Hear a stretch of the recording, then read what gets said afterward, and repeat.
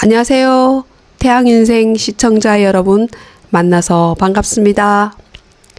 아이 목숨이 걸린 수술비 앞에서는 돈 없다던 남편이 자기 주식빚 앞에서는 보험금까지 빼앗으려 들었습니다. 거기에 아이 수술 동의서를 찢어버린 시어머니, 칠순잔치에 1억을 내놓으라는 시아버지까지 사람이라면 차마 못할 짓만 골라 하던 시댁 식구들을 제가 시원하게 혼내준 사연 들려드리겠습니다. 이 이야기에 대한 여러분의 응원과 의견을 마음 편히 댓글로 달아주시면 감사하겠습니다. 칠순잔치 연회장은 값비싼 음식으로 차려진 한정식 코스 요리에 답례품으로 최고급 한우 세트까지 준비되었습니다. 우아한 한복을 입고 계신 아버님과 어머님은 아무것도 모르시고 저한테 이렇게 멋진 칠순잔치를 차려줘서 고맙다고 하시며 친척들에게 제 이야기는 남편을 처음 만났던 25살로 거슬러 올라갑니다. 저는 그때 동네 작은 문구점에서 일하고 있었습니다. 대학을 나오지는 못했지만 손재주가 좋았고 물건 정리나 포장, 손글씨 같은 걸 잘해서 사장님께 꽤 인정받고 있었죠. 남편은 근처 자동차 부품 회사에 다녔습니다. 점심시간마다 문구점에 들러 볼펜이나 서류 봉투를 사기도 했고 회사에 프린터가 고장이 나면 출력을 하기도 했습니다. 그러면서 자연스럽게 친하게 되었지요. 그때는 참 좋은 사람이라고 생각했습니다. 저는 친정 형편이 넉넉하지 않았습니다.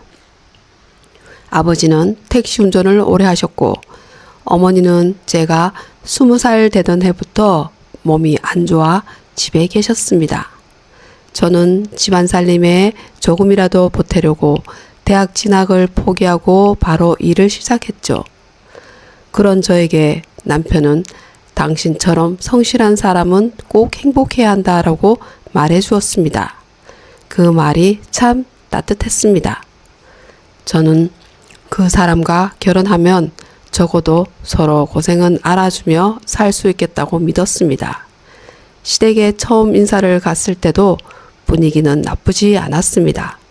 시어머니는 저를 보자마자 아이고 얼굴이 참 순하게 생겼네 하며 웃어주셨고 시아버지는 말수는 적었지만 우리 아들이 여자 보는 눈이 있구나 하며 말씀하셨죠. 저는 속으로 얼마나 안심했는지 모릅니다. 친정이 넉넉하지도 않고 학벌도 내세울 게 없어서 혹시 무시당하지 않을까 걱정했는데 생각보다 따뜻하게 맞아주시니 괜한 걱정을 했구나 싶었습니다. 하지만 시부모님은 형편이 안 좋다며 결혼자금이나 집을 구하는 것을 저한테로 모두 밀어붙였습니다. 그래도 저는 시부모와 남편을 믿었어요. 저는 제가 모은 돈과 제 명의로 대출내어 작은 빌라 전세를 구했습니다. 그래서인지 시부모께서는 저한테 아주 달콤한 말씀만 하시더군요.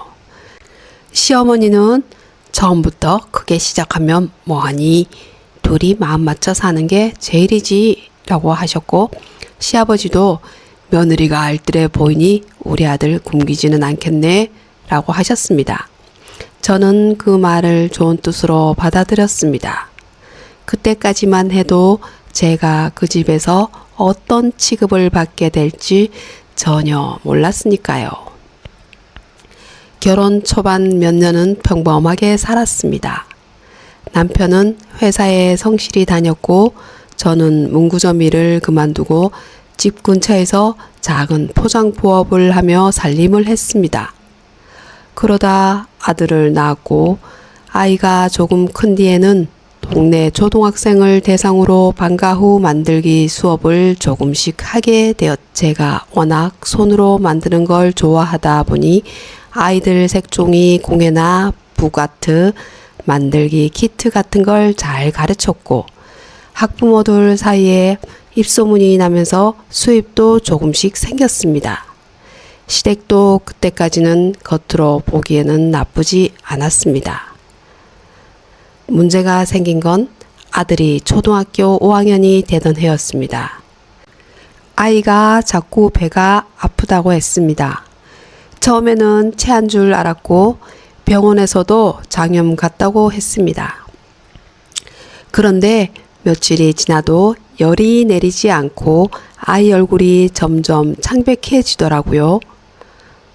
큰 병원에 가보니 장 쪽에 문제가 있어 빠르게 수술을 해야 한다고 하더군요. 빠른 수술을 하지 않으면 고비를 넘기기가 힘들다고 했습니다. 저는 그 말을 듣는 순간 눈앞이 하얘졌습니다. 아이는 겁에 질려 제 손을 꼭 잡고 있었고 저는 괜찮다고 말하면서도 제 손이 덜덜 떨렸습니다. 남편에게 전화를 했더니 회사에서 바로 오겠다고 했습니다. 그런데 막상 병원에 온 남편은 걱정보다는 돈 이야기를 먼저 꺼냈습니다. 수술비가 얼마나 든데? 정확한 건 검사 더 해봐야 한다는데 일단 입원비랑 수술비가 꽤 나올 것 같대. 보험은?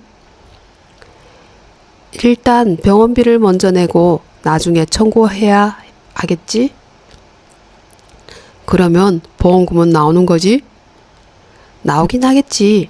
그런데 지금 당장 필요한 건 병원비야. 보험금은 나중에 나오는 거고. 그럼 보험금 나오면 그거 나한테 주라.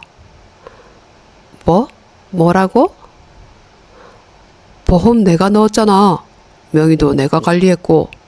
그러니까 보험금 나오면 그거 나한테 주고 당장 병원비는 당신 진정해 말해봐. 당신 지금 제정신이야? 우리 아이 수술비 얘기하는 거잖아. 그러니까 현실적으로 말하는 거야. 보험금은 나중에 나오는 돈이고 지금 당장 낼 돈은 없잖아. 당신 아버지한테 말씀드려봐. 우리 아빠가 무슨 현금 인출기야? 말을 왜 그렇게 해? 외손주일인데 처가집도 좀 보태야지. 그리고 보험금 나오면 그걸로 밀린 카드값 좀 정리하자. 그 카드값은 당신 주식 때문에 생긴 빚이잖아. 아이 진짜 그냥 장인어른한테 부탁해 보라니까. 그 순간 저는 남편이 아이 걱정하는 것이 아니라는 걸 알았어요. 남편 머릿속에는 오직 돈뿐이란 걸. 그것도 아이 앞으로 나올 보험금을 자기 카드값 막는 데 쓰겠다는 계산뿐이었죠. 그 보험금은 아이 치료비야. 당신 카드값 갚으라고 나오는 돈 아니야. 다 같은 집 돈이지. 당신은 왜 꼭 그렇게 선을 그어? 선을 그은 건 당신이야. 병원비는 처갓집에서 달라고 하고 보험금은 자기한테 달라고 하는 게 남편이 할 말이야? 지금 싸울 때 아니잖아. 일단 당신 아버지한테 연락부터 해. 그 말에 저는 정말 말문이 막혔습니다. 제 아이가 수술실에 들어가야 하는 상황에서 남편은 아빠가 아니라 채권자처럼 굴고 있었습니다. 문제는 그날 밤 시어머니가 병원에 오면서 일이 더 커졌어요. 시어머니는 병실에 들어오자마자 아이 얼굴을 보는 둥 마는 둥 하더니 저를 복도로 불러냈습니다. 그래서 수술비가 얼마래? 남편이 옆에서 대답했습니다. 보험금은 나올 것 같은데 당장 병원비가 문제래. 그럼 너희 처갓집에 말해야지. 외손주가 아픈데 너희 처갓집은 손 놓고 있겠대? 어머님, 저희 아이잖아요. 남편 아이기도 하고요. 누가? 아니래? 그런데 보험금은 나중에 나온다며. 그건 우리 아들이 보험 넣은 거니까 우리 아들이 관리하는 게 맞고 당장 급한 돈은 너희 친정에서도 보태야지. 그 말에 저는 시어머니와 남편을 번갈아 바라봤습니다. 둘이 하는 말이 너무 똑같았습니다. 아이는 아프고 저는 세상이 무너질 것 같은데 두 사람은 아이의 수술비마저 자기들 손해와 이익으로 나누고 있었습니다. 그러니까 어머님 말씀은 보험금은 남편이 가져가고 병원비는 제 친정에서 내라는 거예요? 가져간다는 말이 왜 나오니? 집안 또 관리하자는 거지. 그리고 사돈 또 외손주 일에 그 정도는 해야지. 너희 친정은 입만 가족이냐? 그 순간 저는 가슴 깊은 곳에서 뜨거운 것이 확 올라왔습니다. 그래도 참았습니다. 아이가 병실 안에 있었고 저는 아직 이 사람들과 싸울 준비가 되어 있지 않았거든요. 수술을 하려면 보호자 동의서가 필요했습니다. 저는 병원에서 받은 수술 동의서를 들고 내용을 읽고 있었죠. 무섭고 불안했지만 아이를 살리려면 해야 하는 일이었습니다.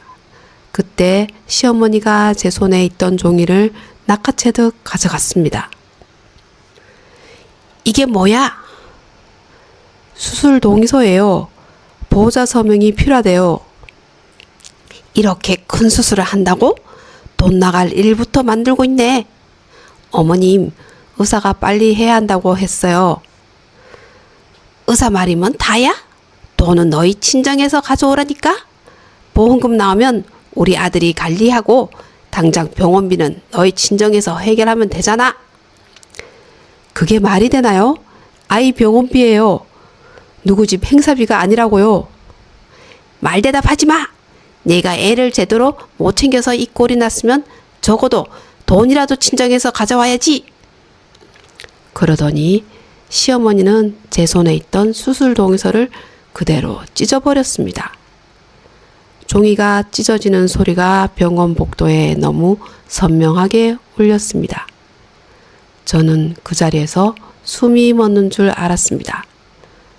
아이 수술을 앞두고 보호자가 해야 할 서류를 그 사람은 동계산이 마음에 안 든다는 이유로 찢어버린 겁니다. 어머님, 지금 뭐 하시는 거예요?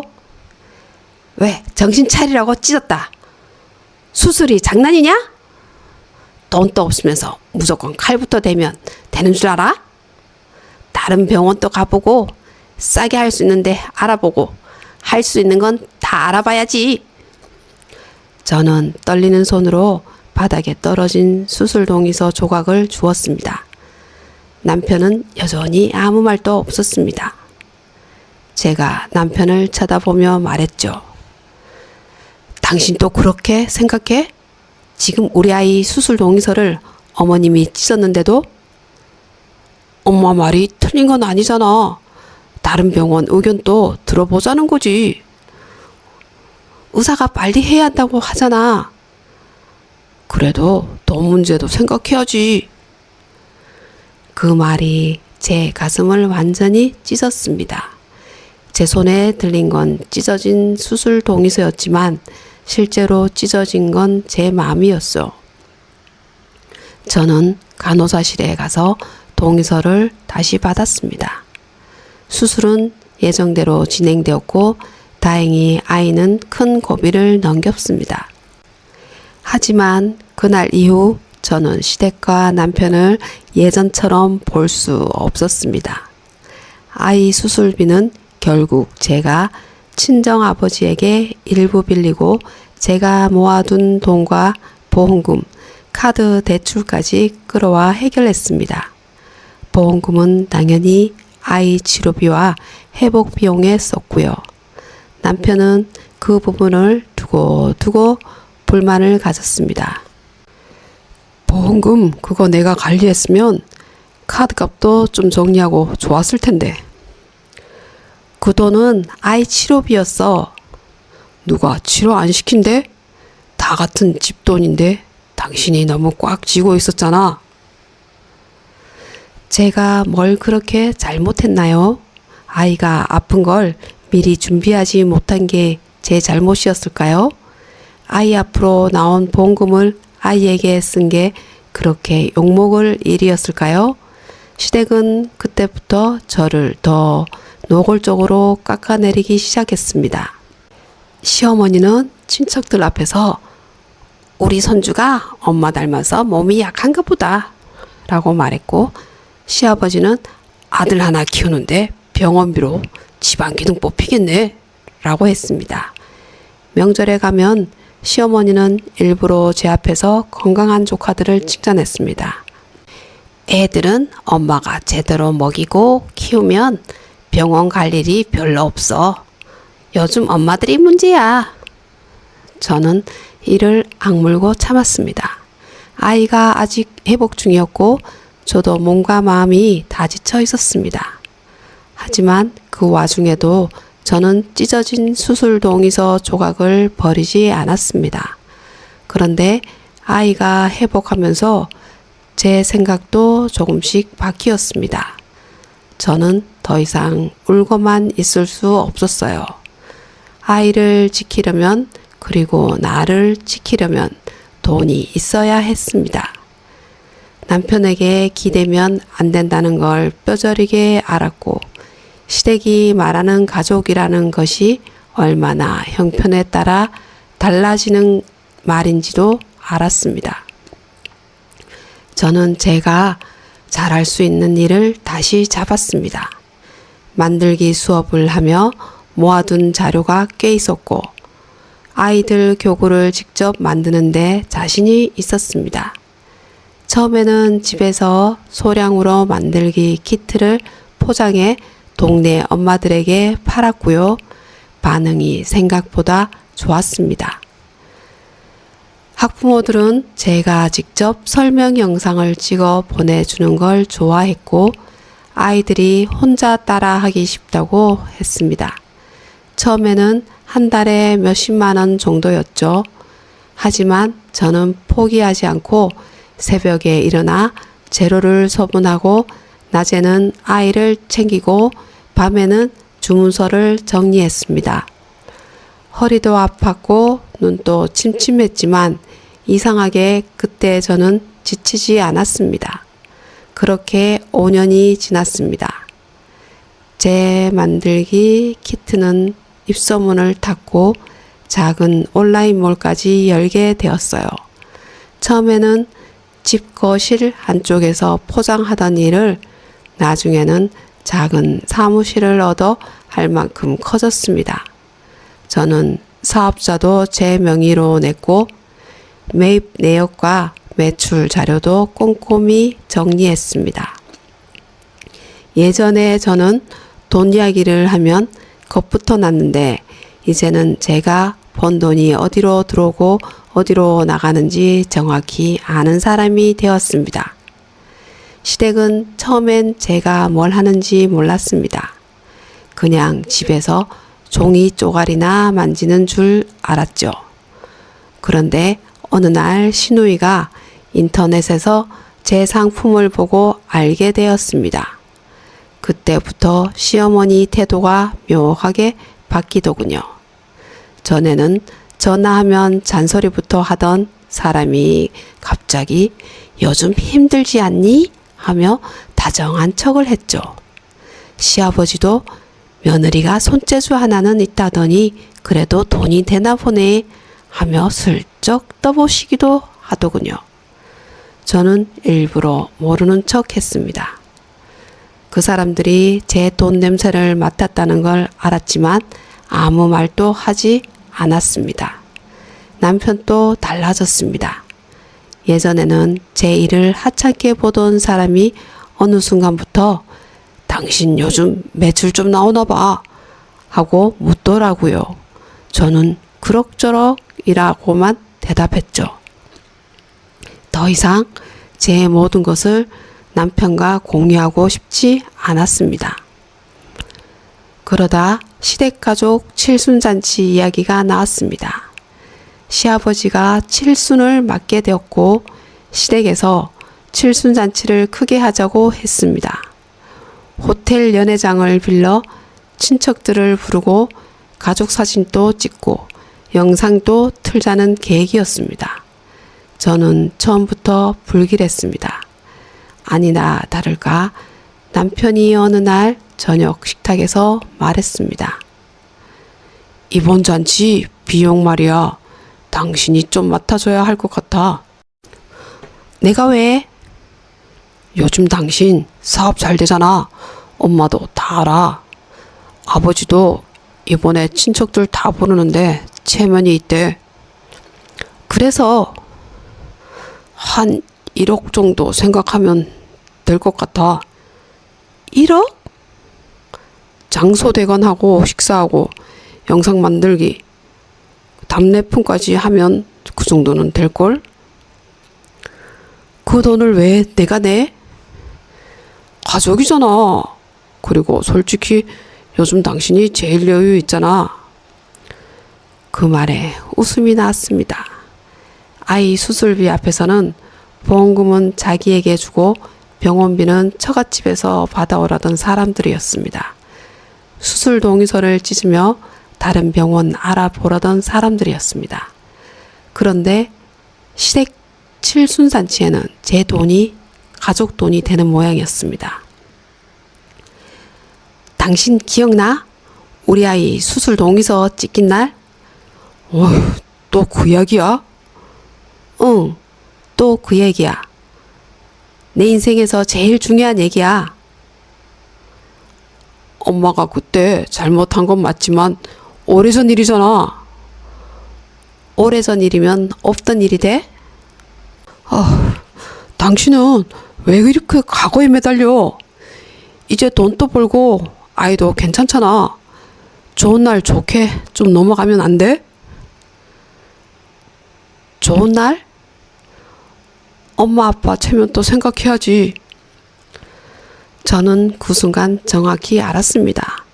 남편에게 중요한 건 여전히 저와 아이가 아니었습니다. 자기 부모의 체면, 자기 집안의 모양새, 그리고 제 돈이었습니다. 칠순잔치까지 한 달이 남아 있었습니다. 저는 조용히 준비했습니다. 먼저 변호사 상담을 받아서 제가 키운 온라인몰의 매출 자료, 조기 자본 출처, 남편이 생활비를 제대로 부담하지 않았던 기록, 아이 수술비를 제가 어떻게 마련했는지 모두 정리했습니다. 저는 그 모든 자료를 차곡차곡 파일에 넣었습니다. 그리고 칠순잔치 당일 입을 옷도 준비했습니다. 화려한 옷이 아니라 아주 단정한 검은색 정장이었죠. 칠순잔치 날 호텔 연회장은 생각보다 더 화려했습니다. 시댁 식구들이 삼삼오오 모여 있었고 시어머니는 한복을 곱게 입고 사람들에게 인사를 하고 있었습니다. 시아버지는 양복을 차려입고 입구에서 손님을 맞고 있었고 남편은 제게 다가와 작게 말했습니다. 오늘 제발 표정 좀 풀어. 엄마 아빠가 얼마나 신경 쓴 자리인데. 비용은 누가 냈어? 남편은 대답하지 못했습니다. 나중에 알고 보니 제 카드로 나 몰래 결제했더라고요.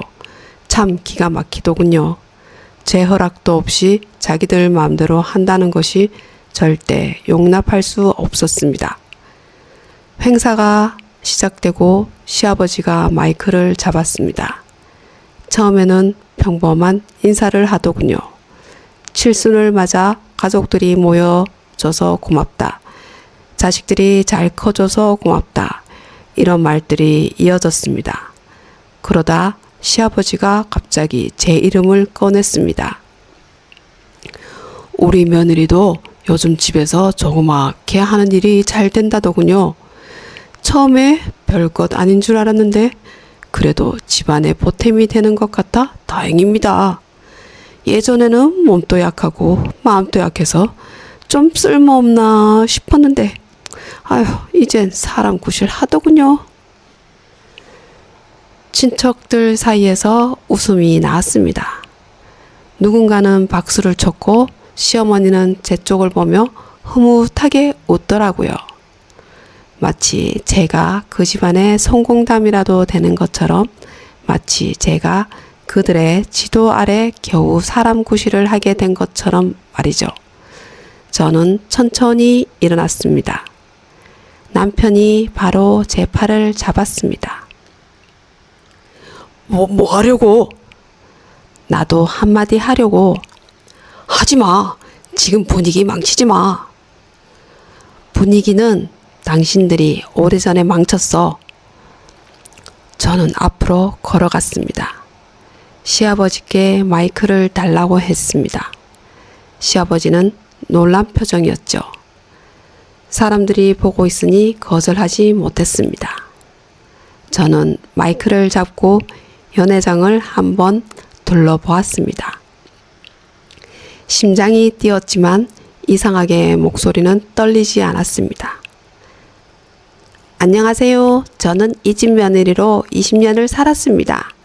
오늘 이 자리는 시아버님 칠순을 축하하는 자리라고요. 그래서 저도 오늘 제 결혼 생활을 마무리하려고 합니다. 순간 장내가 조용해졌습니다. 남편이 자리에서 벌떡 일어났고 시어머니는 날카롭게 말했습니다. 너 지금 무슨 소리 하는 거야? 저는 가방에서 찢어진 수술 동의서 조각을 꺼내 들었습니다. 어머님, 이 종이 기억하십니까? 그게 뭔데? 제 아들이 수술을 해야 했던 날 어머님이 병원 복도에서 찢어버린 수술 동의서예요. 친척들 사이에서 웅성거림이 번졌습니다. 저는 계속 말했습니다. 그날 제 아이가 수술을 해야 했거든요. 그런데 제 남편이란 작자는 보험금이 나오면 자기에게 달라고 했고 병원비는 제 친정아버지에게 받아오라고 했습니다. 어머님도 똑같이 말씀하셨죠. 보험금은 아들이 관리하고 병원비는 처갓집에서 내라고 하고. 남편이 다급하게 앞으로 나왔습니다. 그만해! 그건 가족끼리 할 얘기잖아! 저는 남편을 바라보았습니다. 가족끼리 할 얘기? 그때 우리 아이 수술비는 가족 일이 아니었어? 그런데 오늘 칠순잔치 비용 1억은 가족 일이야? 시어머니가 소리를 질렀습니다. 야! 너 잔칫날 이게 무슨 행패야? 행패는 제가 아니라 어머님이 하셨죠. 아이 수술 동의서를 찢는 게 행패고 아픈 아이 앞에서 엄마 탓을 하는 게 행패고 며느리 카드를 몰래 쓰는 것이 행패입니다. 시아버지가 얼굴을 붉히며 말했습니다. 당장 내려와라. 집안 망신시키지 말고. 아버님, 저는 복수한 게 아니라 당신들이 한 일을 그대로 돌려드리는 겁니다. 제 아이 목숨이 걸린 종이는 찢어도 되고 아버님 칠순잔치 분위기는 지켜야 합니까? 그게 말이 되나요? 연회장은 완전히 얼어붙었습니다. 저는 준비해온 파일을 꺼냈습니다. 그리고 오늘 분명히 말씀드릴게요. 저는 이 칠순잔치 비용을 내지 않겠어요. 남편은 제 동의 없이 제 카드를 사용했죠. 남편이 낮은 목소리로 말했습니다. 당신 진짜 미쳤어? 돈 좀 벌더니 눈에 뵈는 게 없어. 그 말이 결정타였습니다. 저는 남편을 바라보며 아주 천천히 말했습니다. 돈 좀 벌더니 눈에 뵈는 게 없는 게 아니라 돈을 벌고 나서야 당신이 어떤 사람인지 똑바로 보이게 됐어. 남편은 이를 악물었습니다. 우리 재산은 당신 그 온라인몰 결혼 중에 키운 거잖아. 나도 권리 있어. 역시나였습니다. 아이 수술 동의서가 찍혔던 날에도 돈, 보험금 앞에서도 돈, 칠순잔치 날에도 돈, 제가 끝내겠다고 말하는 순간에도 돈이었습니다. 저는 준비한 서류를 들어 보였습니다. 그 말 할 줄 알고 준비했어. 이 온라인몰 초기 자금은 내가 만든 수업 자료 판매금과 내 개인 대출로 시작했고 당신은 그동안 생활비도 제대로 넣지 않았잖아. 여기 계좌 내역 다 있어. 아이 수술비도 대부분 내가 마련했고 당신이 보험금은 자기한테 달라고 했던 녹음도 있어. 그리고 당신이 내 카드로 나 몰래 오늘 칠순잔치 1억 사용한 내역서도 있어.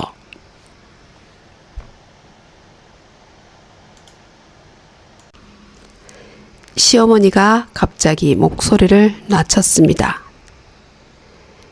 얘야, 그래도 이런 건 집에 가서 얘기하자. 사람들이 다 보잖니. 저는 시어머니를 바라보며 말했죠. 어머님은 병원 복도에서 제 아이 수술 동의서를 찢었습니다. 그때도 사람들이 보고 있었죠. 그때 제 아이도 들었고요. 그런데 그때는 괜찮고 오늘은 안 되는 건가요? 시어머니는 입을 다물었습니다. 저는 가방에서 마지막 서류를 꺼냈습니다. 이혼 서류는 제가 준비했습니다. 이제 도장만 찍으세요.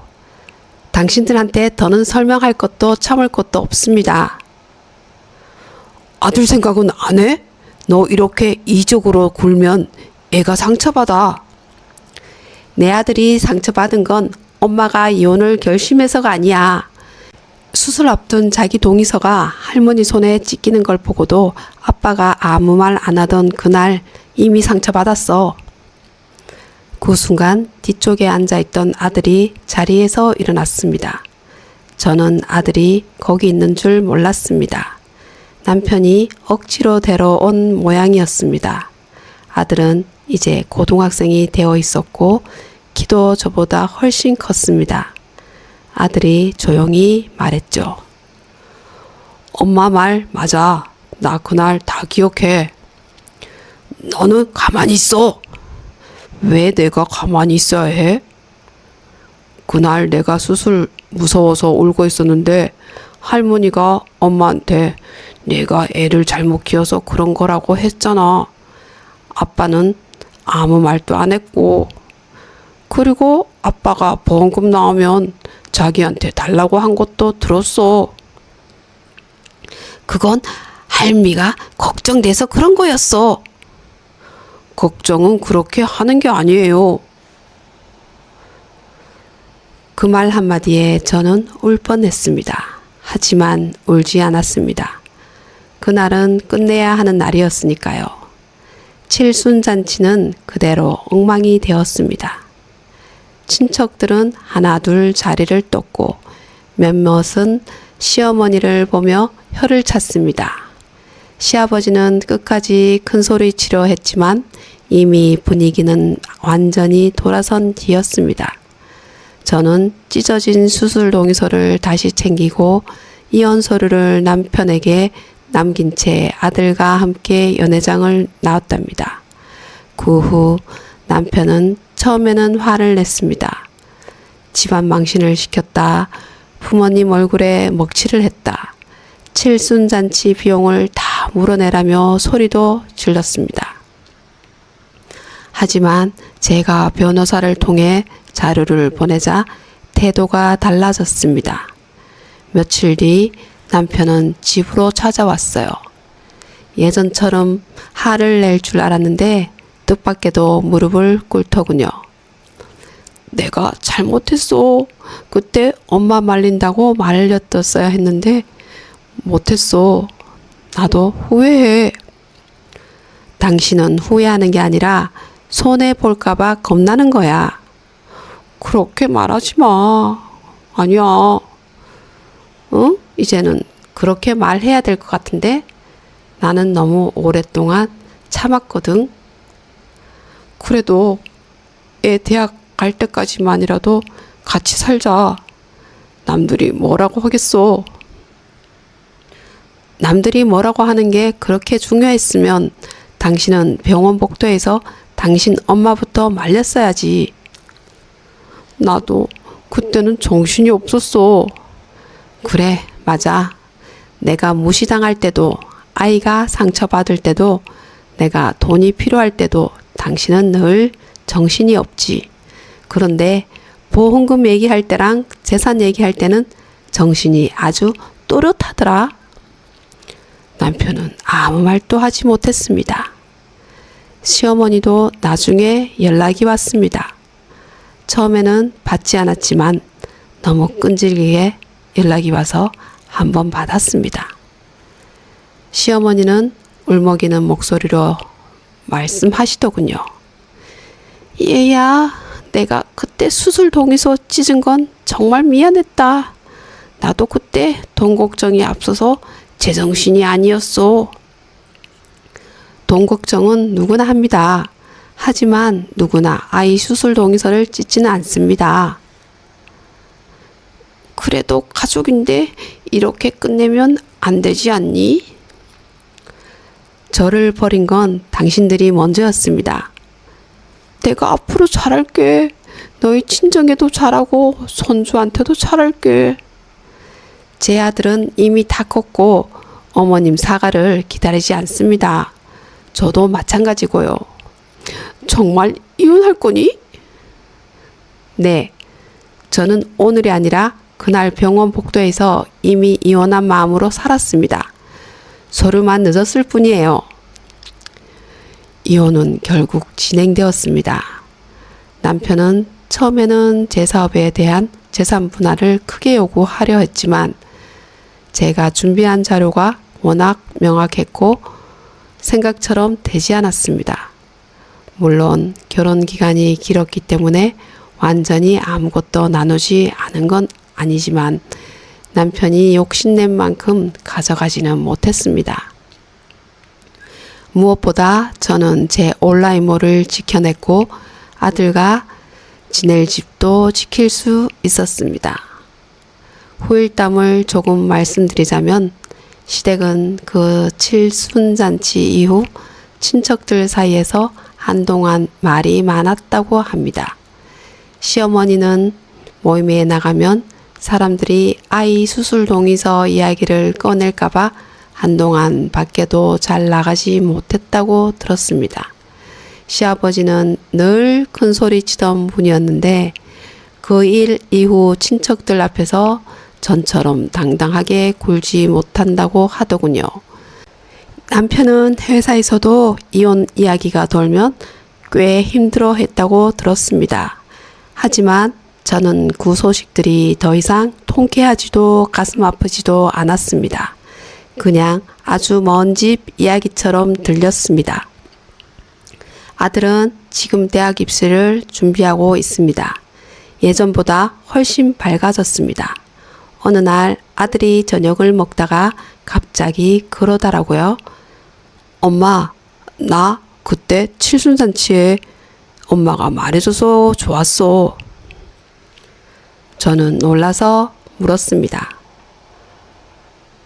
엄마가 그렇게 사람들 앞에서 말한 게 창피하지 않았어?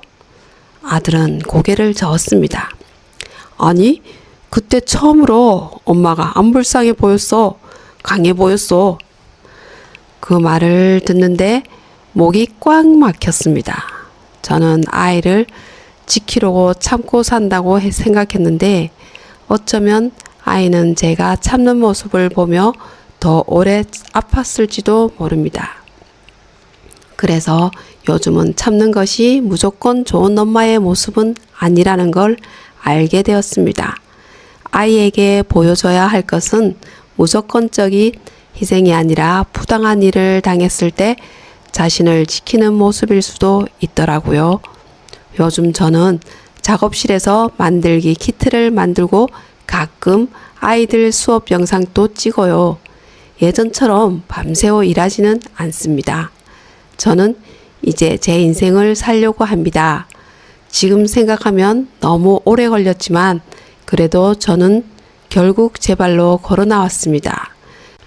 그리고 제 아이도 그런 저를 부끄러워하지 않습니다. 그거면 저는 충분합니다. 긴 이야기 들어주셔서 감사합니다.